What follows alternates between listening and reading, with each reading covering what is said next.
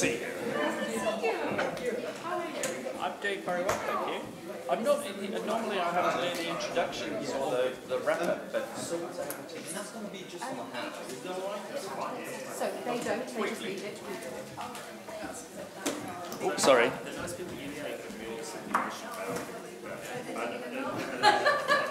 So it's long, but the moment all you need to do is just quiet. The receiver is not there.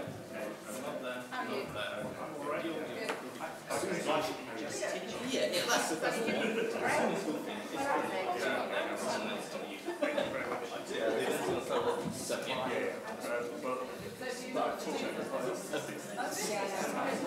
Oh.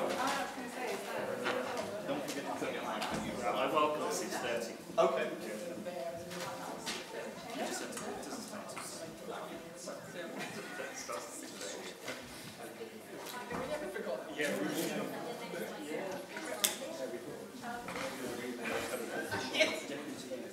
Yes. No, you should because we have to start before they come here. Yeah. So I've done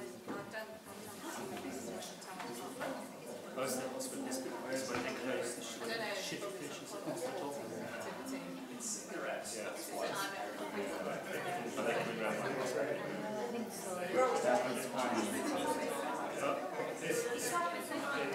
Okay. Okay. it's really all the time. Just is cool. The entrance to the really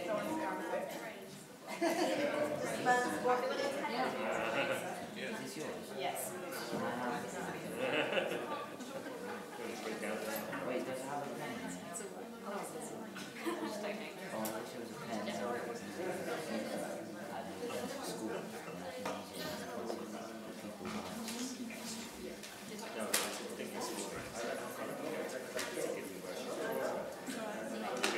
And then just two lights fixed. I need to take snacks. That's 6 left. Big.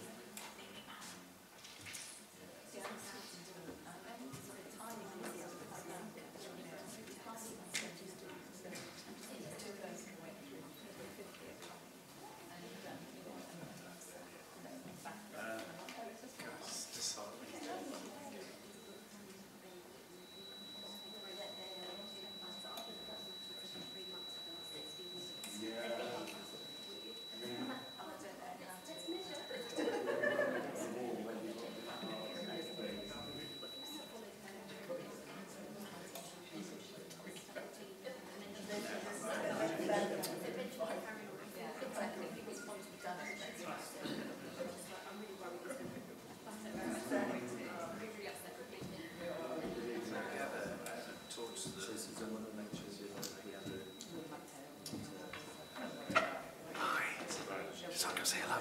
Hi, really looking forward to this. Yeah. So, Neil's doing the introductions. I think Tracy's doing the thanks afterwards. Yeah. All set, right. So we're just waiting for one important arrival before we start. Are we? Oh no, she's not gonna make it. Oh, okay. They're waiting outside to. I thought they were waiting for that. For the arrival before. That's what they told me anyway. I'll sit down. I'll sit down. No. It's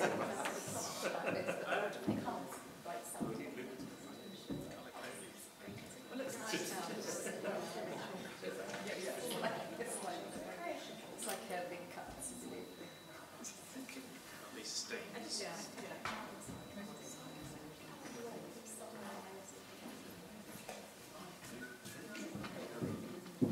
Wait for them.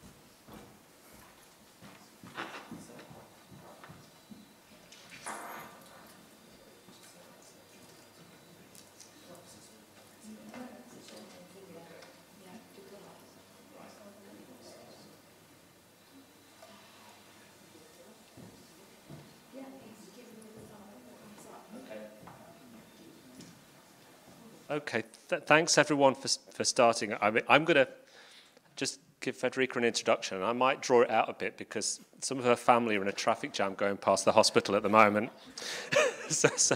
But this is all being videoed, so that they won't miss anything. Excellent.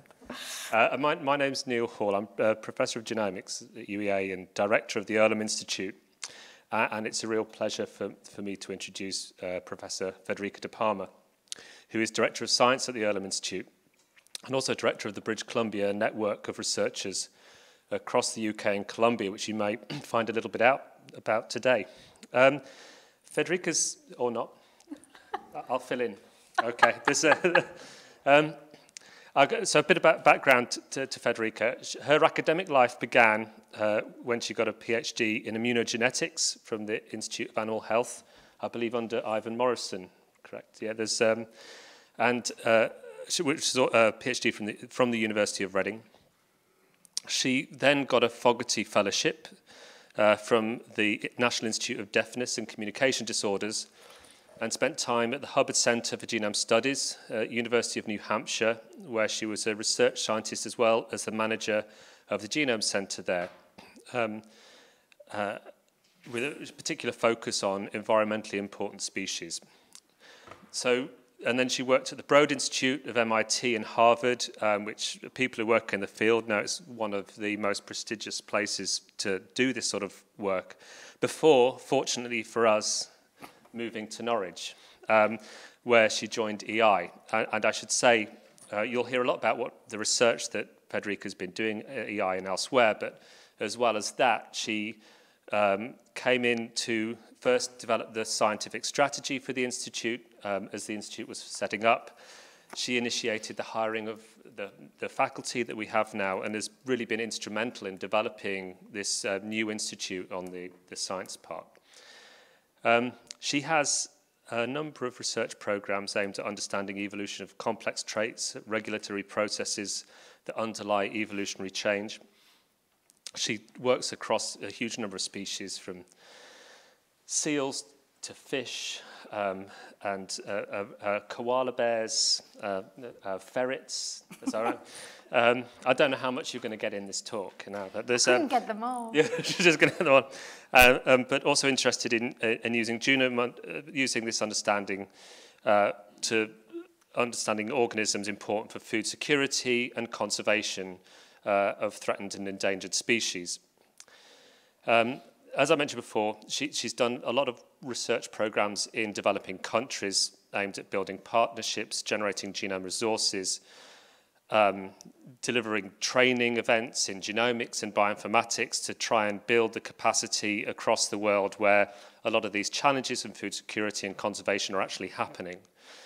And one of the major projects is she's set up. She's now PI of this Global Challenges Research Fund project, which involves other departments across UEA as well as the Earlham Institute and people partnership with government and works with economists and social scientists as well as genomicists and etc.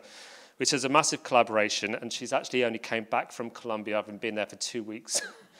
Yesterday, and is off to Panama tomorrow to get the invitation of the government from here, I believe, at some trade event.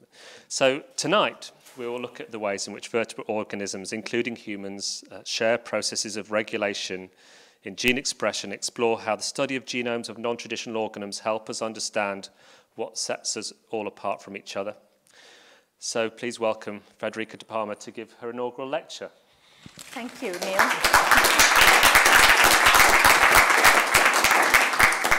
Well, thank you, Neil, and thank you all for inviting me. And it's a pleasure to be here and tell you a little bit about the story of what I do and what I'm passionate about. So I'm going to tell you about how I got an interest into the processes that influence the diversity of life, or how we like to call it, or you hear it often enough, the biodiversity that surrounds us. And what I mean by that is we have organisms that differ very much from us. We differ from other human beings, or we differ from other organisms. There is an immense diversity that surrounds us. And what I'm interested in is understanding what it is, what are the differences, what makes a mouse and what makes us humans, and what are these differences, and how can we characterize these differences so that maybe we can learn more about ourselves, and maybe they can be also useful in some kind of ways. So biodiversity is the variability among these living organisms, just in the pictures I showed you. And I'm interested in looking at the differences between the species and within the populations within the species, and also looking at the differences within the ecosystems that the species live in.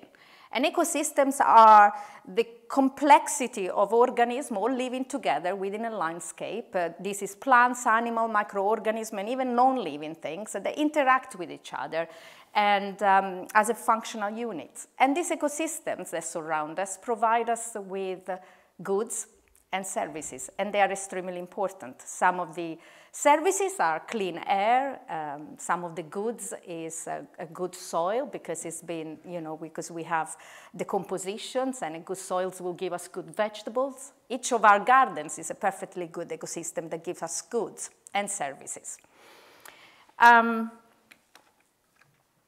So for example, the immense amount of diversity in this ecosystem has been used so far for health and medicines.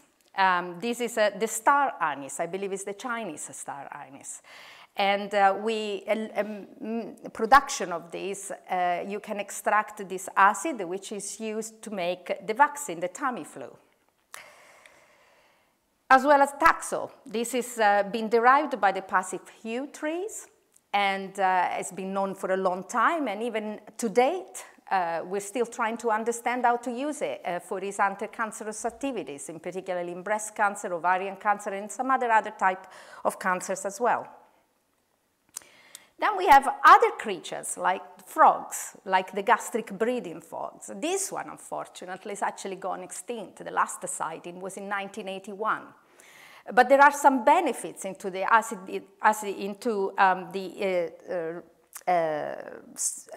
things that they produce in really being of benefit for the treatment of gastric ulcers, in reducing the acids in humans. So, what do I want to know about these differences and about the organisms? Well, my first important defining choice was really when I came to England and I got a degree in cell and molecular biology. And at the time, I wasn't really blown away by this biodiversity that surrounded me. I was an Italian coming to England, and the one thing I did not want to do was to go out on field trips in this wet and cold weather. And therefore, my choice, my path was really quite easy. I preferred the dry, warm environment of a lab, and I became a cell and molecular biologist. But that pretty much defined what I was going to look at in organisms, and that was the DNA, or the oxyribonucleic acid, as we call it, or the book of instructions that make us living organisms, make us what we are. And this book of instructions is copied in our cells, and the copy is called messenger RNA. You might hear RNA often. And from this RNA, we make proteins, and proteins are really the little soldiers that make everything happen inside a cell. In humans, our genome, our book of instructions is 3 billion letters. And the alphabet of this book is only got 4 letters, A, C, G, and T. And the meaning and the way these letters sort of form patterns actually determines how we look and what we are. And so I began my journey by really being interested in DNA. And particularly, I was interested in the question of selection. So how is this DNA modified by selection? And what do we define by selection? Natural selection is what Darwin described. Darwin used to say that we didn't know enough about the variation that surrounds us, and he was right, and I believe that it is still true. The genetic variation between individuals, whether it's 2 human beings or whether it's 2 butterflies, is inherited. And it's inherited by our offsprings, as you can see here, And then there are some advantages or disadvantages. And individuals which carry the beneficial changes in this book of instructions, they may actually mean that they are more likely to survive and pass on their genes to their own offspring, as for instance, the brown, if it fits more in with the surrounding environment, then it means that they are better fit for that environment, and so they go on and they are selected for, and they are fitter. And over many generations, there is a change at which that particular change in that book of instruction, actually the frequency at which that change occurs. And we will see more and more offspring carrying that beneficial trait, which could be being brown for a butterfly. If you haven't understood the example, I'd like to bring attention to my kids. I have 4 boys. Being a scientist is really difficult because you do know that natural selection is like you take them skiing. And essentially, pretty much, you know, the boys to girls ratio, up until bearing age, it's higher for boys than girls. There are many reasons for this, but my skiing example really shows that they have a tendency to get into more higher risk activities.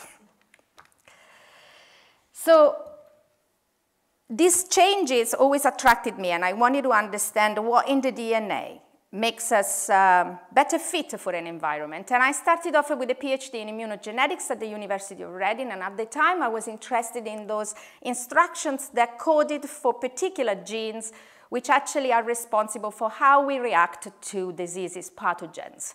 And in this case, it wasn't in humans, but it was in cattle. And I looked up various combinations of instructions, which we call immune response genes, which were given cattle more proficient and stronger response to fight the diseases. Some were better at this, and some were not so good at this. And that's what I worked on. And then I moved, as Neil said, to the NIH, the National Institutes of Health, in Bethesda, Maryland, in the US, on a fellowship, again, to continue looking at DNA. And this time, I moved looking at the instructions which coded for genes important for inherited hearing loss. So I wanted to understand what were the genes that were causing the hair cells within the inner ear to become to degenerate and cause hereditary hearing loss. And I was also studying those in mouse because, of course, the human genome is very similar, as I will tell you in a little bit, to the mouse genomes, and the mouse is being used a lot as a model for human diseases, and is a very, very good model for actually hearing loss. And I worked on a number of genes and published two influential papers in this field which describe 2 of the now 135 genes that have been discovered. And fast forward so many years, I believe that now there even are, in some cases of hearing loss, some therapies, some gene therapies that are being trialed to restore the activity of hair cells. And what was really interesting in is I particularly worked on one gene that was responsible for affecting pigmentation cells, melanocytes, in your skin. And what we found is that in the inner ear, you also have some of these pigment cells. And so what we found was that affecting that gene, when that gene was not working properly in your DNA, it would cause you to have some pigmentation defect. And so sometimes you'll see a stripe of white hair, or maybe some pigmentation, some white patches on your skin, or in the case of the belly of the mouse. And also your hair cells were not working. And this is the reason why you have white cats, white dogs, white mice that also suffer from hearing loss. But at the time I joined, But at the time I joined the NIH, it was a very exciting moment in time, because it was 1999, and the genome, the so-called genome revolution was happening. The human genome was being decoded, was being sequenced together with the genomes of many of the most important model organisms, the mouse, the fly, the worm. And it was a new era for biomedical research, for technological progress, to keep pace with the discoveries, and for a whole new field of science, which was data science. And that was the environment in which I really grew up, really professionally. And at that moment in time, when I was at NIH, Eric Green, which is now the director of the National Research Genome Institute at NIH, was setting up his first intramural sequencing center, and we were using it to try and expedite the discovery of these deafness genes. And we have learned a lot about how to use this new data coming from our genomes, and I decided to take an opportunity, because a lot of funding was available at the time, to go and establish a genome service center specially dedicated to environmental species. So that was the first time I made the encounter with the sickly fish of the East African lakes, which have not left me since, so I still work on them, and it was very, very exciting at the time. At the time, also NHGRI, the NIH, where I was coming from, had started funding a process called the white paper process, which meant that a lot of the scientific community could suggest model organisms for sequencing. And they were funding 3 major sequencing centers in the US, where this was going to be, where the data were going to be generated and subsequently analyzed in collaboration with the wider scientific community. And so I started to working on building resources for many of the species, including the cichlids, these little fish, colorful fishes, and then I had decided that I should be in one of these centers, probably leading one of these programs, because that's what I really wanted to do. And so I got to the Broad Institute of MIT and Harvard in 2006. The human genome was completed in 2003. And the genomes of many, many more organisms were beginning to be sequenced now, many mammalian organisms first. And the speed and the efficiency at which this was being done was increasing. And of course, the costs were also reducing. And this is the cost as it get of sequencing, of generating, of decoding a genome, a human genome, has dropped dramatically over the years. What I think the cost was about, I think it was about 2 or 3 billion euros, the cost of a human genome. By 2008, it went down to 1 million euros, and now we are talking about €1,000 human genome. But what they don't tell you is the 2,000 or 3,000 or $10,000 genome, which is the analytical force behind the genome to actually interpret what all of this data means and what they do. So the cost of actually understanding the biology within this book of instructions is still quite high, and that's what we do at the Erlam Institute. But this was quite exciting, really. And as I mentioned to you, soon there was a very big gap. There was a gap that, between the data being generated in the laboratories and the data being the analytical skills necessary to actually interpret this data, to understand the biology. So remember, the question was, how do I find out what's the difference between this organism, and how do I find out how these differences allow this organism to be a better fit for the environment they live in. And this gap, I think this is another moment that really defined my professional career in research, because this is where the biologists, which I was trained as, really met the big data revolution that the genome revolution really caused. And I think this is really, really important because decoding the genome, let me give you an example, because suddenly you need to learn new skills, but also need to apply these new skills to your old skills as a biologist, and trying to interpret the function of why we are here and how we have evolved. And in decoding a genome, yet there isn't an instrument that can sequence this genome in its 3 billion letters all in one go. So what you can do is just sequence the short fragments. So what then? You have to reconstruct this short fragment, you have to reconstruct the original sequence. And in order to do that, this process is called de novo assembly, you need some clever algorithms. And it's almost like finding the overlaps between these short fragments, almost like if it was a puzzle and all the pieces were blue. So I developed a very close relationship between the molecular biologist I was and the computer and the statistical science. And this is something that really sort of stayed with me up until now, where in my research there are always two lines of research. There's the biologist that asks the questions and formulates an hypothesis about wanting to know how did we evolve. But the other one is about I'm also able to develop the computational tools and methods that I need to handle this data and to understand them and to interpret them so I can get the answers. These are just some fancy words to just really say that a lot of computational tools, this computational biology is really flourished following the genome revolution, and a lot of methods needed to be developed to do alignment. What that means is to compare many of these genomes that were being sequenced to one another, because if you want to know the difference, you have to compare them, and sophisticated tools are needed for these, as well as to finding the grammar of this book of instructions. So the very specific letters and the composition of how the patterns in which these letters are placed within the 3 billion genome.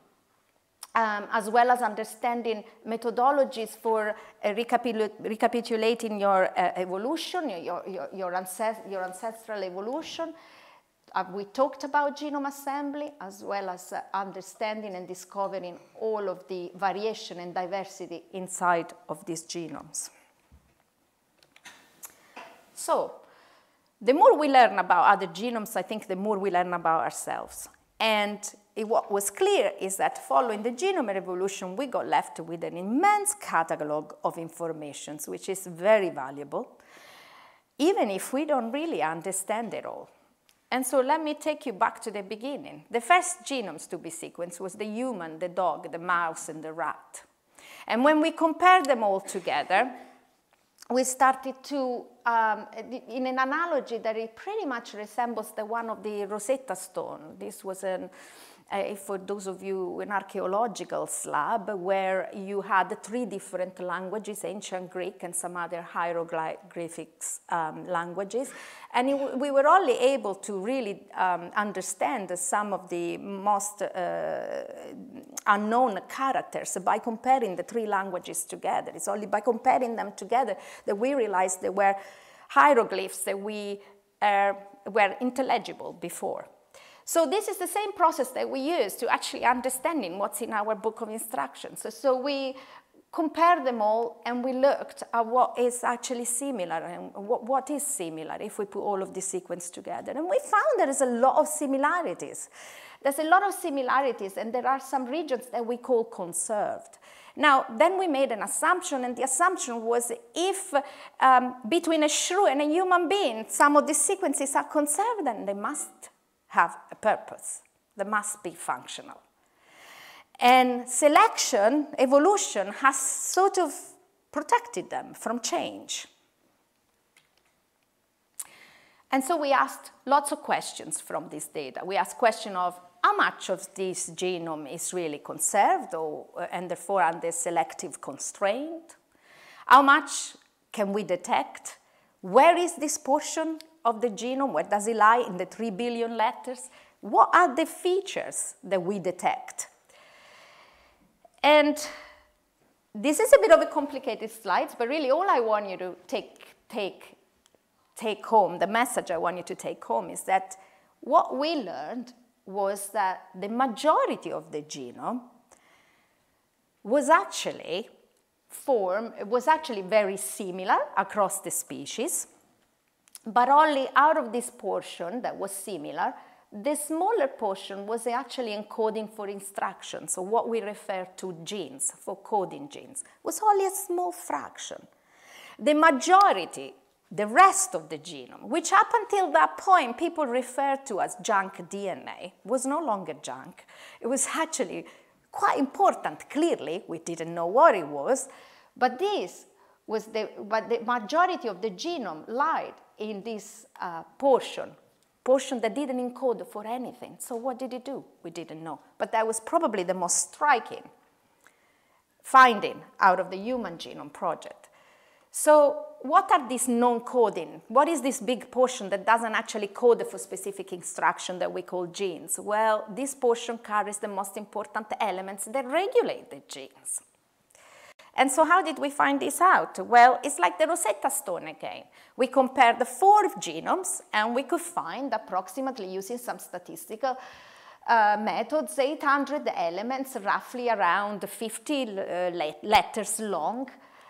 And then when we started to compare 29 genomes, we found 3 million. So, our resolution was actually much better because they were 10 letters long. And we could start to pinpoint which 10 letters long regions in the code were actually important and functional and probably used to regulate the genes. So what else do we know? There are approximately 23, I mean the number has changed a lot, 23,000 genes in the human genome, but actually, although some have more or less, some other organisms have more or less, they're not really that different, not even for simple organisms like flies and worms. We actually can find some of the same genes. And between chimp and humans, we have a 98% similarity in these genes. So how can that be? You know, because clearly we don't look like chimps, and we certainly don't look like a shrew. We also have very, very similar to shrews, or very, very similar to some of the other organisms, a dog, for instance. And the difference is that in that portion of the genomes I just told you about, that we didn't know what it did and was called junk DNA. That is the portion of the genome that regulates the portion that we call coding that is actually similar across all of us. And it's that regulation that makes us different. All of that is in the regulation. What else did we find? Well, I want to give you some more information, because another thing that was extremely important that came out of the Genome Project was that actually this portion of the genome regulated genes that are important to develop characteristics that made you fitter for a better environment, but that also could give you disease. And in 90% of region, it was subsequently found that 90% of the region associated with disease, what is known in our terms as GWAS hits, were within this unknown portion of the genome.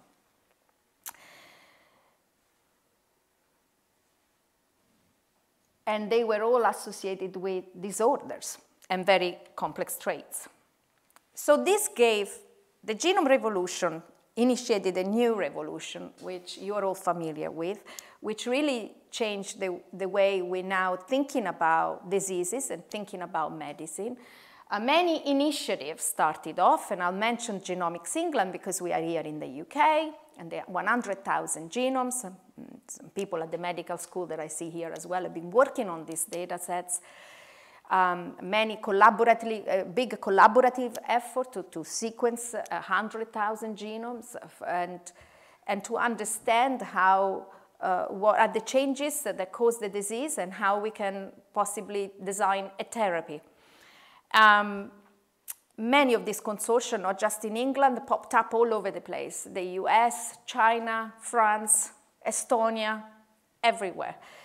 And they are now revolutionizing the way we do personalized medicine. But it's not what I'm going to talk to you today. Because the sequencing of other organisms, not just humans ourselves, can also tell us about how we evolved. And the data can be used for additional questions that we can ask. So during the time that I spent at the Broad Institute, while I worked on this, I sequenced many, many organisms. I've lost count, many. I think we are over 300 now. And I have published over 16 papers describing the analysis of these genomes and the characterization of what these genomes are and why they are what they are. And I like to bring to your attention a few of them today, just to show you a little bit where my research has led me. So as an example, I want to show you an example of how this non-coding portion of the genome, what people used to call junk DNA, how important that is for evolution. So, I don't know why I can't get this to work. Hold on. Did you know how did you do that? Alpha man at the back. Oh, I got it. Okay.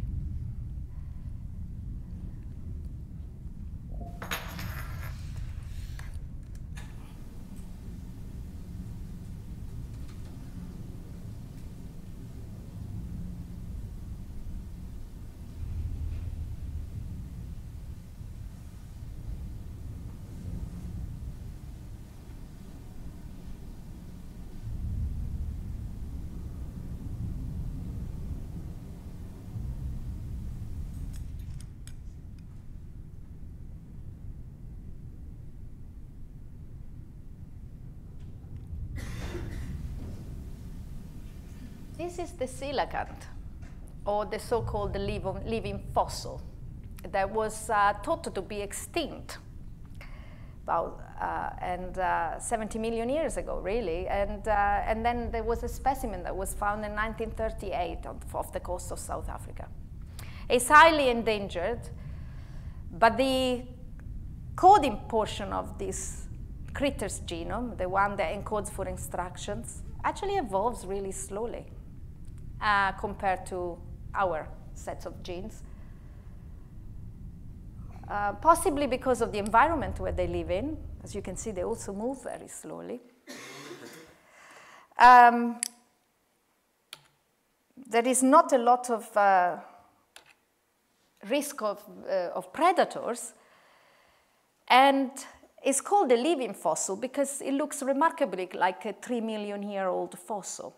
There are approximately 400 fish that have been caught, and we waited a long time for permission from the South African government to get samples to sequence the genome of these. And as you can see in the evolutionary tree, that's where the coelacanth here is. So this is where the ray-finned fishes are. I'll talk to you about some of these fishes later.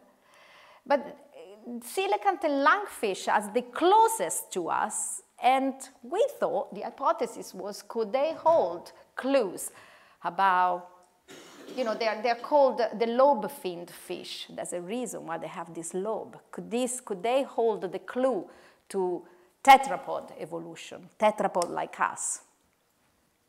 And so we looked inside the genome.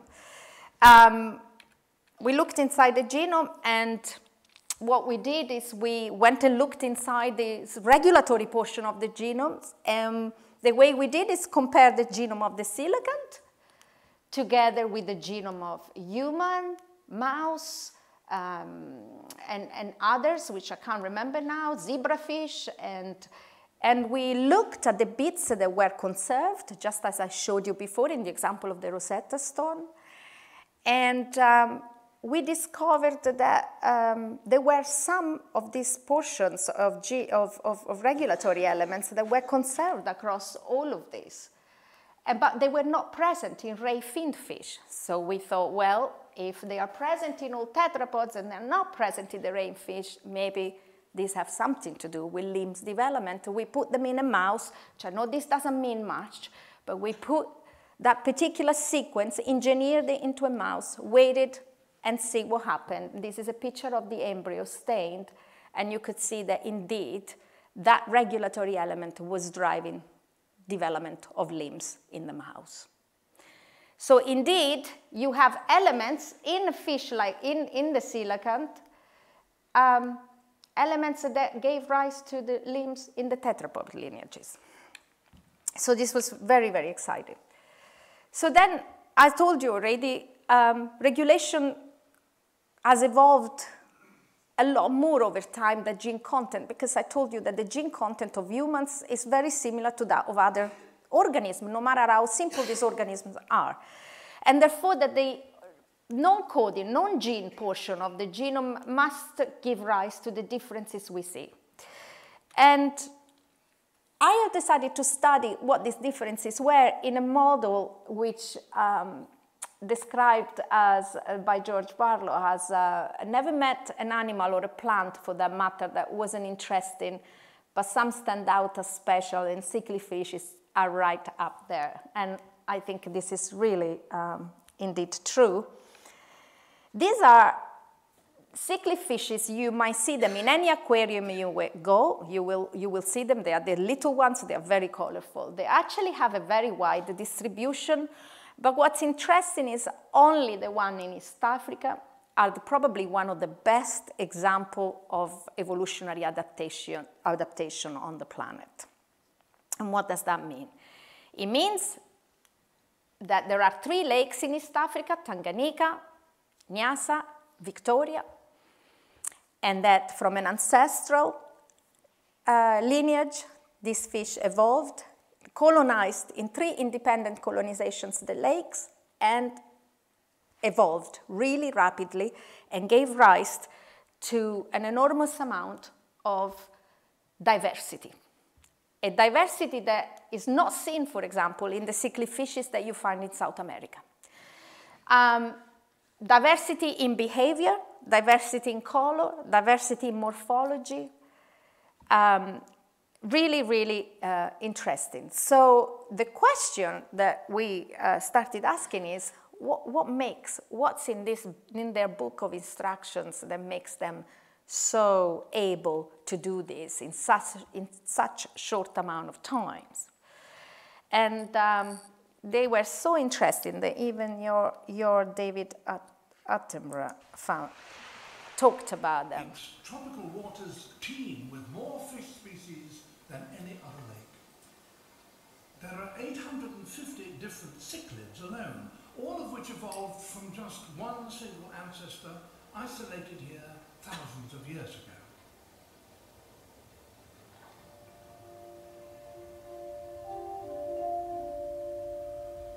And these are the bowers, classical bower shape that they use for courting the females, the social behavior.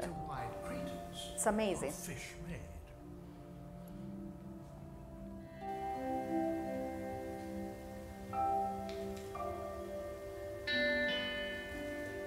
Fastidiously maintained by the males, these bowers are courtship arenas.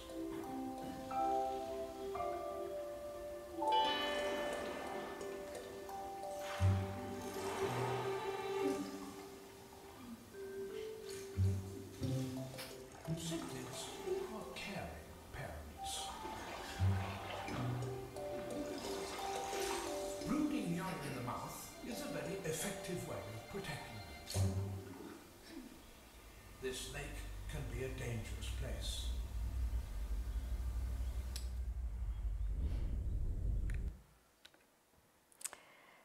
So what are these different traits? I alluded to it a little bit, but you can see some of the beautiful pictures here. I mean, we have lots of different type of body size, morphologies, jaw shape, colors. Look at the lips. This is all evolving in response to different ecological niches that they found in the 3 different lakes. The 3 different lakes are very different. And some of these fishes feed on rocks, and some feed on algae, and others live in very deep waters, others in shallow waters. Therefore, they are highly adapted to the environment that they found. And also their sexual behavior also is quite important in driving some of this adaptation. You've seen these little things are what they call egg spots.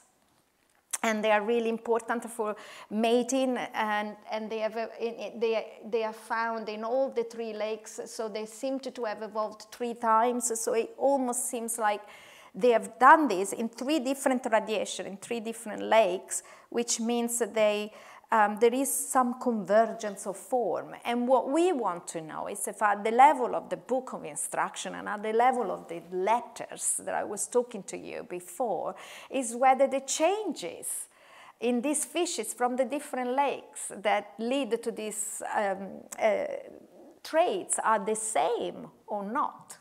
We know they look the same, are the same also at the molecular level. And this is the sort of question we would like to ask, and I ask in my research group.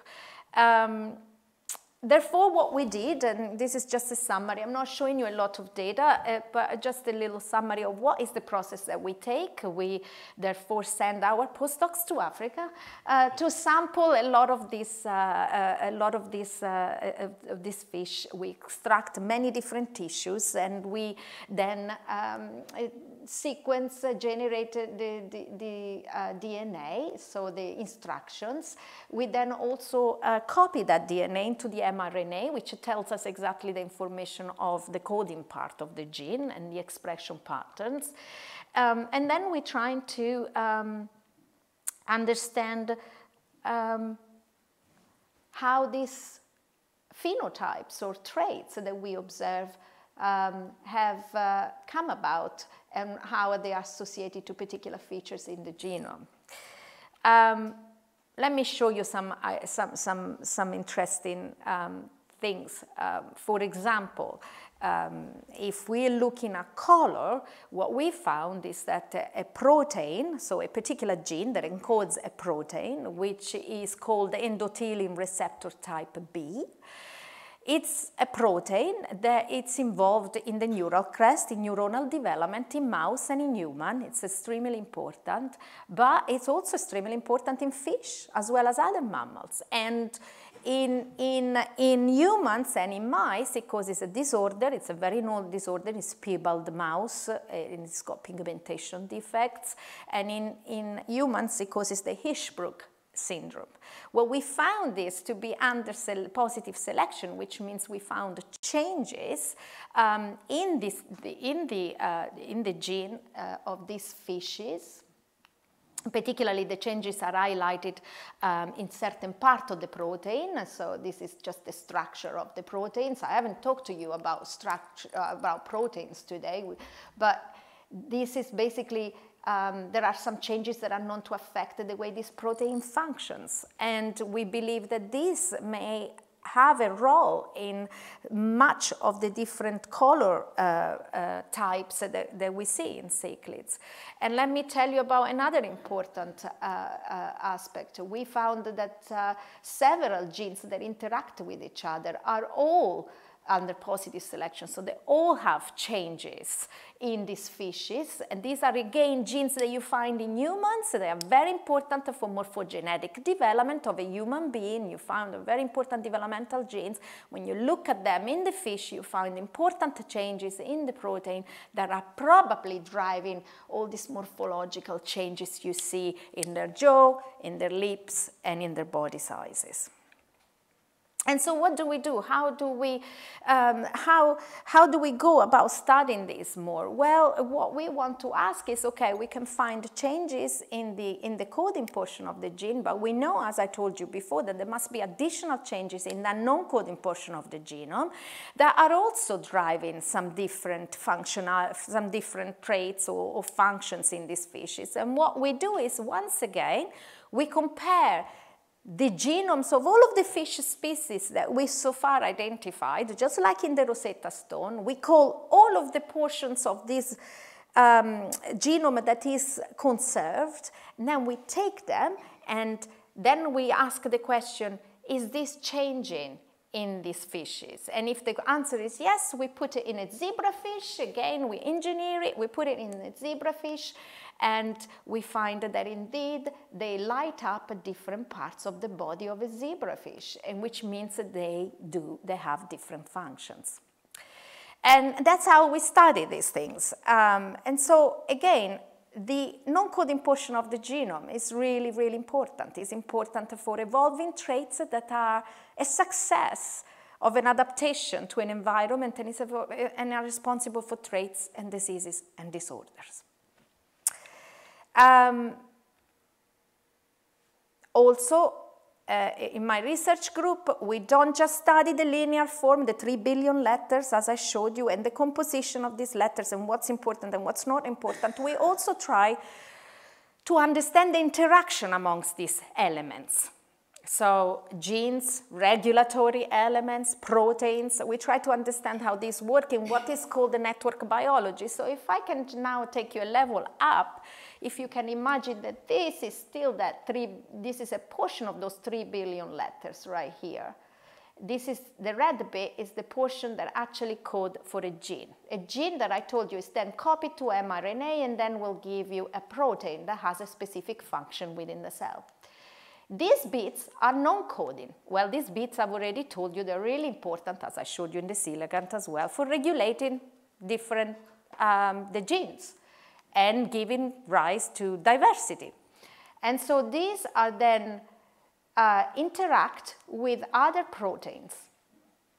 And depending on these interactions here, the level of the function of the gene that we measure as output of levels of copied DNA changes.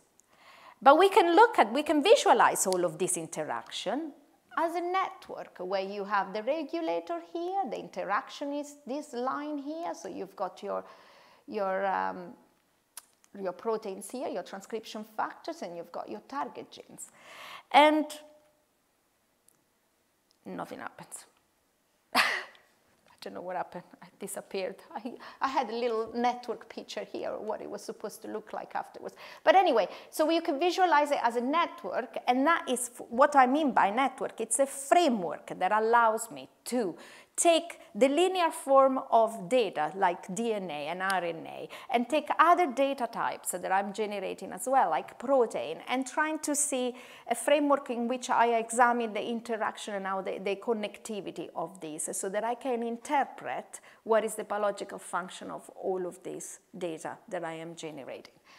And we are doing this right now in the cichlid fishes. We are doing this in particularly by looking at retinal photoreceptors, and we have shown that very discrete changes in the binding site right here in this non-coding portion of the genome are really driving the ability for these fishes to see at a certain wavelength or a different wavelength. And this is quite nice work that is being carried out by one of the postdocs in the lab. So I'm finally coming to Norwich, 17 years later, 4 children later.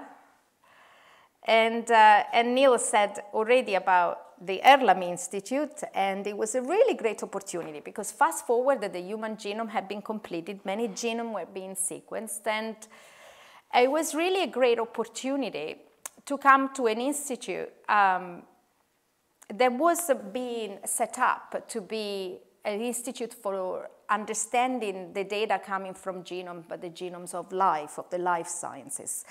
And at the time that I came here, post-genome revolution, we started to have another sort of revolution, and that is the major threats we've sequenced the human genome, and we are able to perhaps understand more about ourselves, about diseases, and about how we evolved, but in the meantime, we can't keep up pace. It's almost too late. Climate change, pollution, overexploitation, invasive species, and disease are sort of like something that we are not able to manage very well at the moment. And therefore, the characterization of this biodiversity and the preservation and the management is extremely important for sustainable society, including for us here in the UK.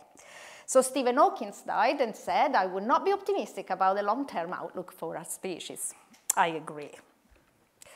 So when I came to Erlam, for me, if you remember this diagram, it was really important. It was a defining moment when I filled that gap between the data generation and the analytical skills, and Erlam provided me exactly that place, because Erlam was a data science institute where you had technology was generating the data, but also an immense and powerful computational facility to be able to store the data, handle the data, manage the data, and to develop efficient computational methods, algorithms, that we can, to be able to interpret. And so I could do my research at Erlam. And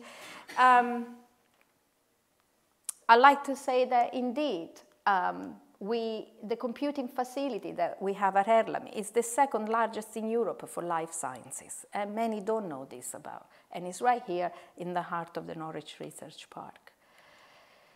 So with all of this, what's on the world's menu? Well, it's tough because there's a 70% increase of world food production that is needed. And this is kind of telling you now how my research, how knowing all I know about genome, how I have continued to work, but looking at organisms a little bit differently when I came to Erlam. A lot of the suitable land was already farmed, 40% degraded, affected by climate change. So when I came to Erlam, one of the biggest projects Erlam was doing was decoding the wheat genome. And it was quite interesting because the wheat genome was 5 times the size of the human genome, and also an hexaploid, which means he had several copies of the homologous pairs of chromosomes.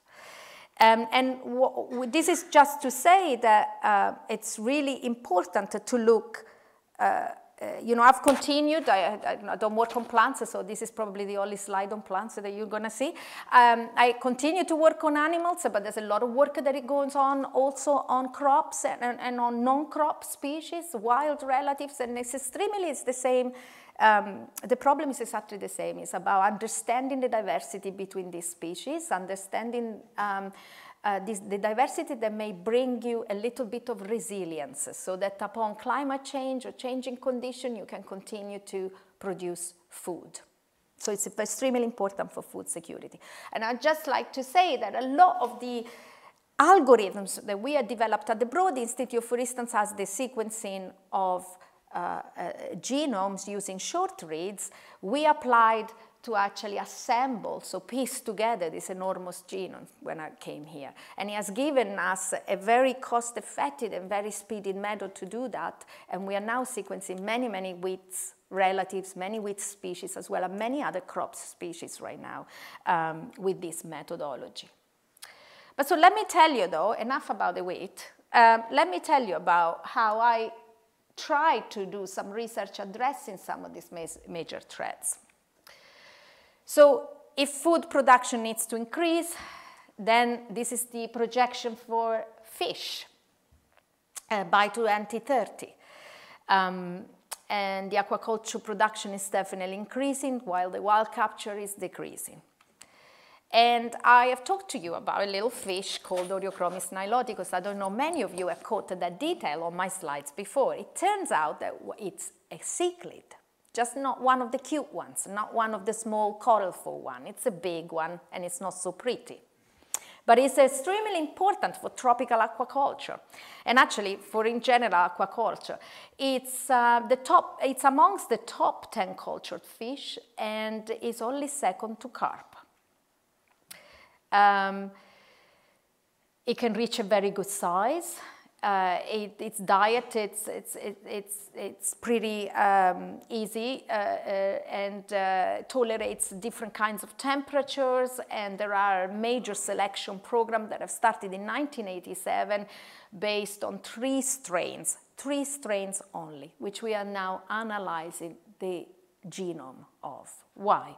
Because it will not be sufficient to continue to rely on these strains. Diseases are also plaguing this aquaculture business, and what we need is to try and look at how can we make this fish more resistant.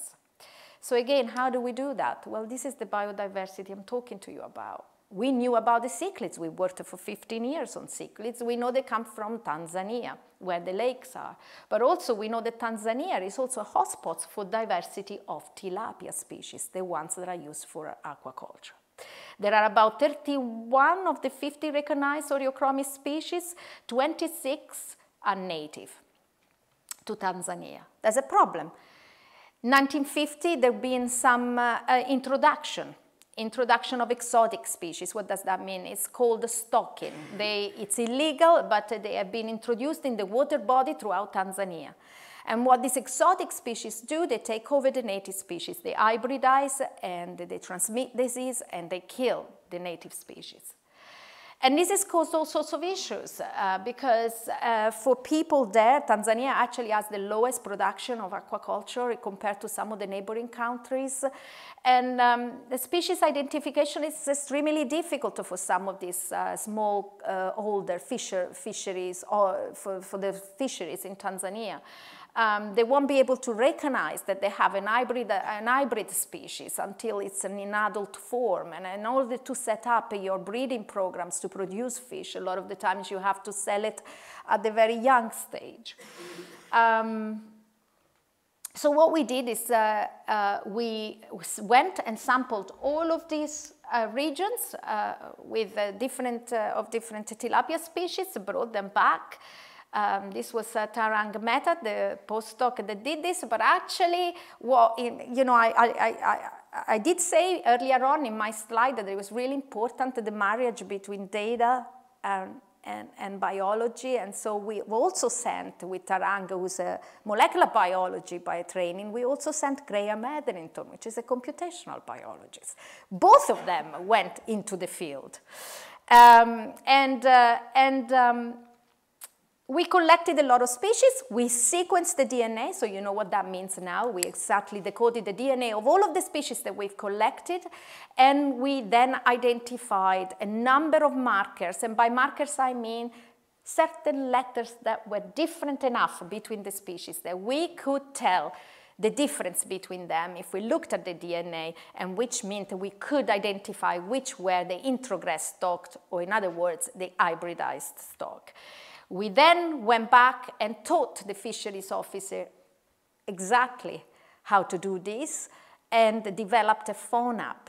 A phone app that will now is able to take pictures. The fisheries officer are able to take a picture of a fish, and with all the information that we have inserted in there, images and as well as genotypic information, so coming from the DNA, they are able to tell what is the species that they have on hand before they set up their aquaculture breeding programs. And this is a program that is ongoing at the moment.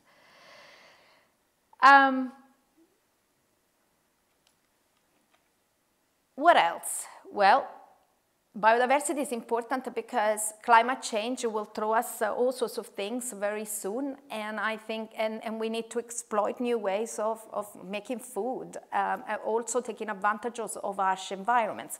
So again, we went back to our lovely cichlids, and we knew of another cichlid. We knew of this something called alcolapia, or the alkaline tilapia, and I'd like to show you this video. This is quiet. But this is a tilapia that lives at high alkaline conditions in what they call the Lake Magadi, the soda lakes. It's a shame I can't hear it. But it's amazing that it can survive in this environment. And it has a very interesting physiology. And so, just that like people are doing in the crops, where they're trying to look at resilient crops against drought or against acid rain or whatever conditions there might be, stressing conditions there might be. We try to look we try to take advantage of these fish that naturally are in this very harsh environment and ask the question, well, if we look in their DNA, would we find a clue of what is the change that we need to introduce into the current aquaculture breeding strains, so that maybe one day we'll be able to take advantage of this. So you see what they look like, but we can't hear it, so I'll stop it. They're very, very, very, very nice.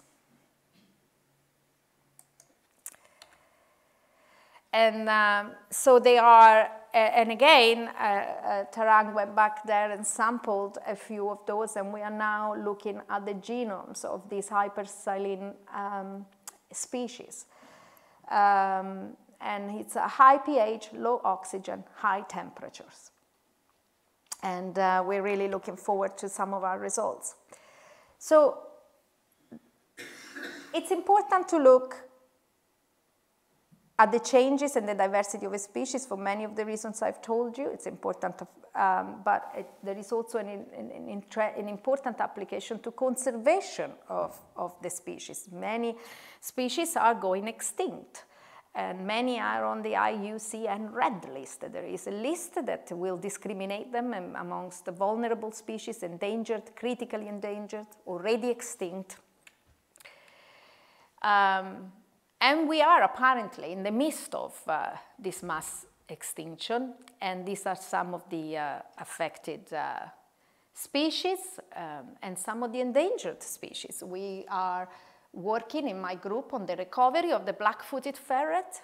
So again, this is another genome that we are examining where we find differences that lead to the susceptibility of this particular species to the plague. And we are trying to see if programs can be set up with individuals that do not carry that deleterious change. And so to conclude this talk, I just want to tell you that we have had these opportunities, as Neil mentioned, to work on the preservation and characterization of the biodiversity of Colombian species through a program. And one of the things that we are doing is looking at the Andean bear conservation. Now, it's not yet extinct, however, it's endemic to the tropical Andes, but it is vulnerable, as listed by the IUCN. It's threatened by human activities due to much of the degradation and fragmentation, deforestation, and many of the other activities that are ongoing in Colombia. And what we've been doing is, in collaboration with the Humboldt Institute, is to actually look at collecting samples. And the samples, this is a bear, so it's not so easy to catch as a fish in a lake, and also there's only a few individuals left, so it must be rather non-invasive. So we have been piloting some developmental protocols to get the DNA from feces and from hairs. And there are some traps, some camera traps that we set out in the national parks, and you can see the bear go there and they scratch on, and they leave hair behind, and we collect these hairs. And the idea would be to, again, look inside the genome of this bear, look at all of the genetic differences. One of the issues with endangered species, the genetic diversity is very low.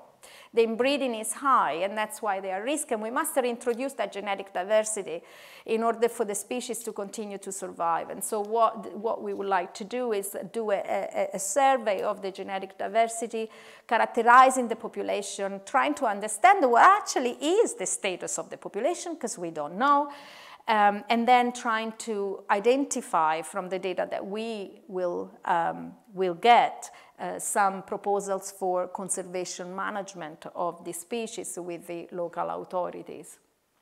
So I hope that I have convinced you that sequencing the DNA of an organism, whether it's humans or non-humans, is important for many different reasons. And I think that this is indeed the second revolution that is happening right now, because there are many large-scale initiatives that have started to sequence many organisms. For example, the genome 10K that wanted to sequence 10,000 vertebrate genomes, and I am part of this initiative, and I'm a member of the council. But of course, a lot of these have a very low representation of species endemic to South America. So with our Colombian program now, we also have an opportunity to add those species to it.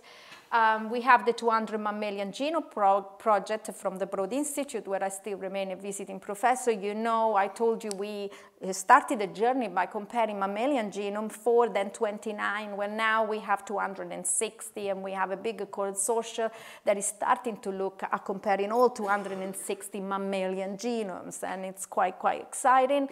The Earth Biogenome Project, I'm sure you hear about this, there's already been in the news, and I put a website where you can watch some really interesting videos, but it proposes to sequence all eukaryotic living life on Earth. So I think it's important, but the generation of the data is a little bit less important, meaning what's really important is this new generation of scientists which are able to combine the molecular biology, the genetics, with the computer and statistical sciences to understand how an organism succeeds or fails. And if it succeeds, you have a new trait and a new adaptation to a new environment. And if it fails, you have a disease. And I think that understanding the mechanism at the level of your book of instruction and genetic code is extremely valuable and is extremely important. And so I just would like to say that this new generation of scientists is going to be the future. It is the scientists we have at Erlam. And I believe that also these are people, it's a new interdisciplinary science that is extremely collaborative, because as you have seen from the many projects I've showed you, none of this could be done by remaining closed in one room. But you have to collaborate interdisciplinary, but you also have to get yourself out there. You have to collaborate with local authorities. You have to get samples. You have to understand the social context in which you go and collect the samples.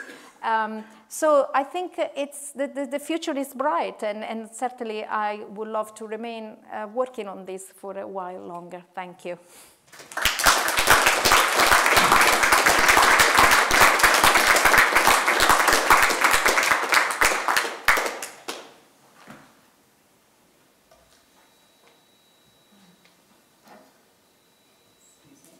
Been told I should use this. Thank you very much for that fantastic talk. My name's Tracy Chapman. I'm Deputy Head of School for the School of Biological Sciences here at UEA, and it's my great pleasure to first invite some questions for you, Federica, then before taking just a few minutes more of your time to offer a vote of thanks before inviting you all to the reception, which we're going to hold just outside. So I'm sure there'll be plenty of questions, so please, the floor is open. If anybody would like to ask a question. Dylan. So particularly with the cichlid fishes, where you've got lots of phenotypic variation, from your data so far, what would you say is the proportion of the variation that's genomic versus epigenetic changes that might be playing a role there? Well, I actually cannot answer that question because I have not looked at any epigenetic data yet, but we are generating them. And actually the cichlids are a brilliant model to test this, to answer this question, because you can breed them, you can cross them, and you can look at this this epigenetic inheritance, if you wish, and contrast it to what it is the genomics. I don't know. I think it plays a major role, yes, but I can't answer that question right now. Yes, please. Why do you think the cichlids in Africa have undergone such a massive radiation, whilst the ones in South America haven't? No idea. I can only speculate the ecological niche that it's the environment. It's the environment. We know now that adaptations, three things have to be together in order for this adaptation to occur. There needs to be a plasticity in the genome. That means there needs to be a flexibility by the organism to be able to change. And we know, and I've described to you, that this happens through regulation. There needs to be sexual dimorphism, sexual selection as well, and different ecological niches. And I think in Africa you just had this perfect environment.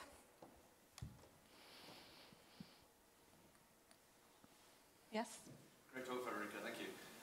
The cichlid that lives in the soda lakes, Yes. it strikes me that may be a different, somewhat different from the variation you're seeing within the other lakes, where you see a lot of morphological behavioural variation. Yeah. I can understand that differences in gene regulation could give rise to those morphological behavioural changes, but to survive in such a harsh environment at such a high pH, it strikes me that that might be more changes to protein sequences that give resilience to that. Yeah. Is that something you've come across? Yeah, and you're absolutely right. And actually, we haven't really studied this fish, so I can't tell you what genes are involved. We can predict what the physiology, what genes may be involved. But what I have done is studied actually the sticklebugs, the difference between the adaptations that you see in freshwater versus marine. And you exactly see that. You do see some kind of the regulatory is still quite important, but when you start talking about salt tolerance and you start talking about this very specific adaptation, then you see it in the coding gene. Then it's the gene that is responsible. And also this fish is used different to, it's true. I wanted to make a point because I think that was one of the major findings out of the Human Genome Project, and it's an important finding. But certainly that's not the only way the organism uses to adapt. Coding is still quite important, and it can change, just like you said. So if a gene has a very specific function, you find the coding, you find that coding mutation, like in the case of pigmentation defects, or like in the case of physiology, kidney, salt tolerance, and so on. But you also see many other mechanisms that they use, non-coding, but also rearrangement at the level of the genomes. So we haven't even talked about large-scale rearrangements, but this is another important aspect.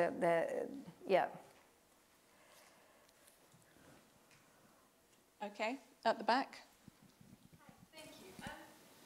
Just two quick questions about the Andean bear. Do you know if there are any in zoos? And secondly, it strikes me it's going to be quite a logistically tricky thing to do, because I presume they're spread throughout the Andes, which I imagine are not the easiest place to survey. I was just wondering if you talked about developing methods, but how much you're collaborating with people, for instance, who've done very similar research on the giant panda, studying again over a large area using genetic non-invasive methods.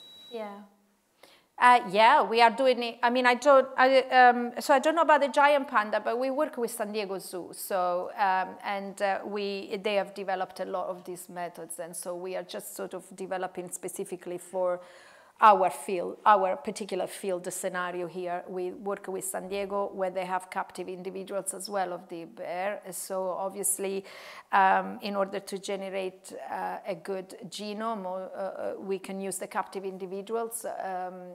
It's easier to get the sample from. But in order to understand the population dynamic, history, and distribution, we need the samples from the, but it's not as difficult as it is, because we are partnered with the people that are doing this. Obviously they look after these bears, and they are trying to promote their conservation, and there are very specific conservation areas where they are located. We know roughly the number of individuals that should be in this conservation area, and actually Sarah and I almost lost our life to go one of them last week. No. It was a very hard trip, 4,000 meters. So,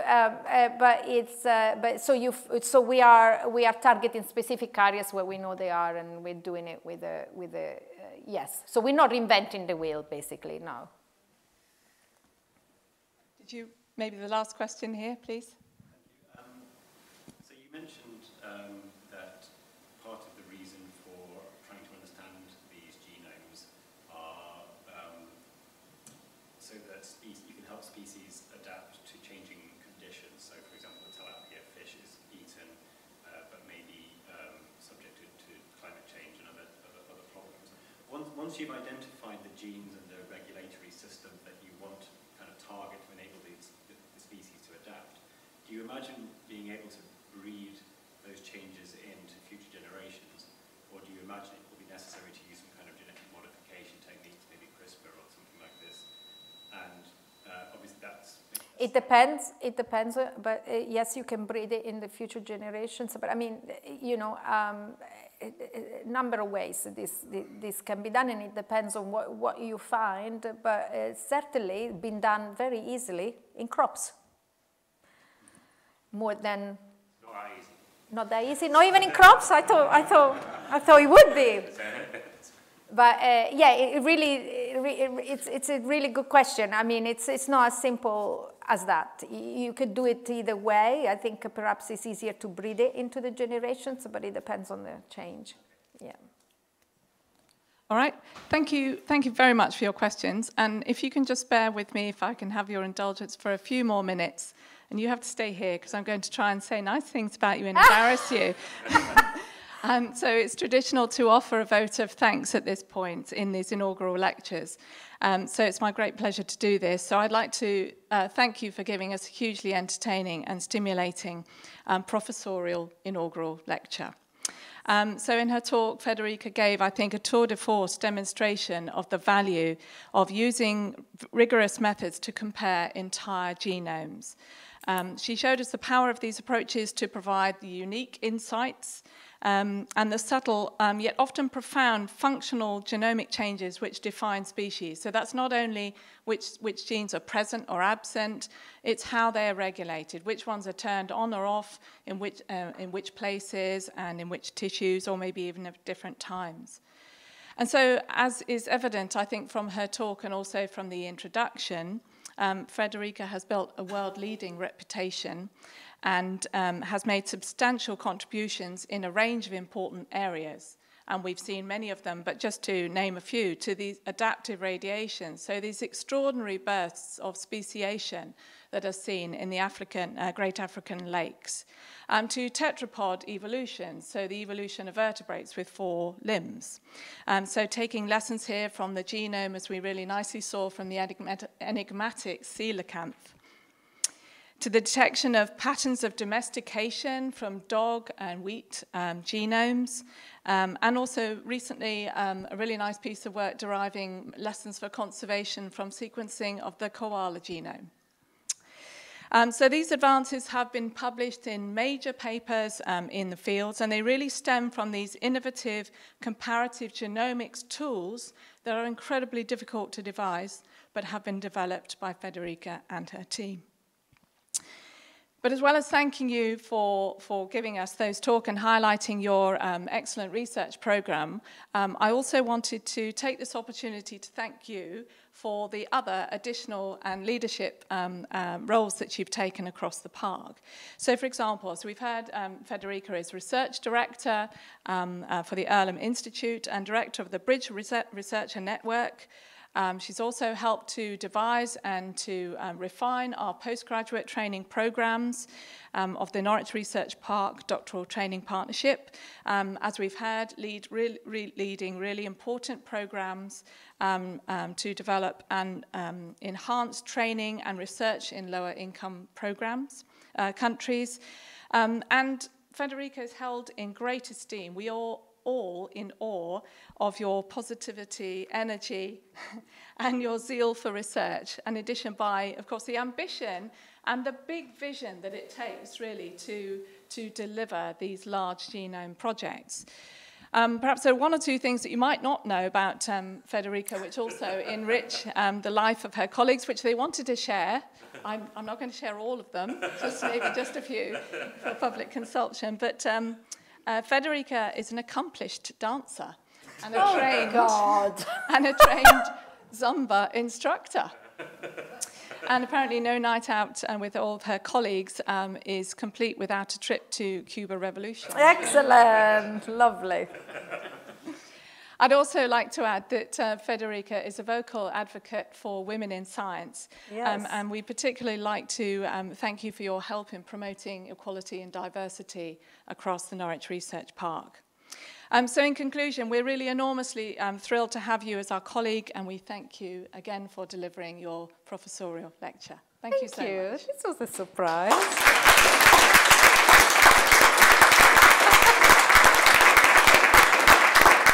Thank you.